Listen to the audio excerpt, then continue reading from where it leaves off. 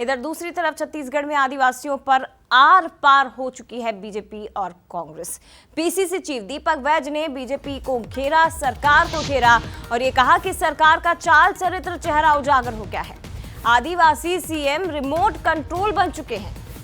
जल जंगल जमीन उजाड़ने का काम सरकार कर रही है और अगर सीएम आदिवासी दिवस नहीं मनाएंगे तो ये दुर्भाग्य है। आदिवासियों के साथ केवल दिखावा कर रहे हैं। तो डिप्टी सीएम विजय शर्मा ने इस पर पलटवार किया कि कांग्रेस के पास कहने को कुछ नहीं है। हमारे मुखिया आदिवासी समाज के हैं और कांग्रेस ने एक आदिवासी सीएम बनाया था जिसे किसी ने नहीं माना। सरकार का चाल चरित्र चेहरा पूरी तरह से उजागर हो चुका है। सिर्फ मुख्यमंत्री आदिवासी के नाम से बनकर रिमोट कंट्रोल हो चुके हैं और पूरे प्रदेश में बस्तर से लेकर सरगुजा तक जल जंगल जमीन को उजाड़ने का काम कर रहे हैं। और वो मुख्यमंत्री जो आदिवासी कोटे से बने हैं और आदिवासी दिवस अगर नहीं बनाते तो इससे बड़ा दुर्भाग्य क्या हो सकता है।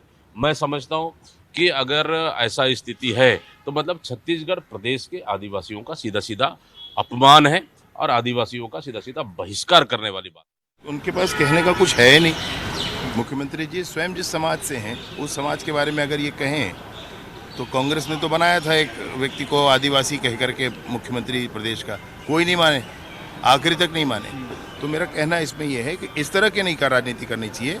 समाज खुश है नहीं खुश है वो चुनाव में पता चल जाएगा। बहरहाल आप एक अच्छे विपक्ष की भूमिका निभा सकते हैं तो निभाना चाहिए। और सीधे रुक करते हैं अनंत हमारे साथ इस वक्त रायपुर से लाइव जुड़ गए हैं। अनंत, आदिवासियों पर सियासी लड़ाई कोई नई बात नहीं है, लेकिन एक बार फिर से सरकार और विपक्ष आमने सामने है और डिप्टी सीएम ने तो चुनाव का भी जिक्र कर दिया कि वो समाज, वो वर्ग खुश है या नहीं खुश है ये चुनाव में पता चल जाएगा। लेकिन आप अपने गिरेबान में झांक कर देखिए। बिल्कुल, एक तरीके से देखिए छत्तीसगढ़ में आदिवासी समाज एक तरीके से अब राजनीतिक वोट बैंक के अलावा और भी दूसरे विषयों में अगर देखा जाए तो एक परंपरा के तौर पर अब यहाँ पर देखी जा रही है। क्योंकि जिस तरीके से देखिए आदिवासी मुख्यमंत्री बनाए जाते हैं और उसके बाद पिछले साल की अगर बात करें तो आदिवासी दिवस को लेकर कांग्रेस लगातार भारतीय जनता पार्टी को घेरते हुए नजर आती है। और देखिए 9 अगस्त को आदिवासी दिवस मनाया जाता है और आने वाले दिनों में फिर आदिवासी दिवस को लेकर अब राजनीति प्रदेश में साफ तौर पर देखने को मिल रही है। दिल्ली जाने से पहले दीपक बैज ने कई गंभीर आरोप जो है वो सरकार के ऊपर लगाए हैं और उन्होंने कहा है कि सिर्फ वोट बैंक की राजनीति है और कुछ भी नहीं है। आदिवासी दिवस अगर सरकार नहीं मनाती है तो ये प्रदेश के जनता के लिए और आदिवासी लोगों के लिए एक तरीके से दुर्भाग्य होगा। लेकिन इसका पलटवार विजय शर्मा ने किया है।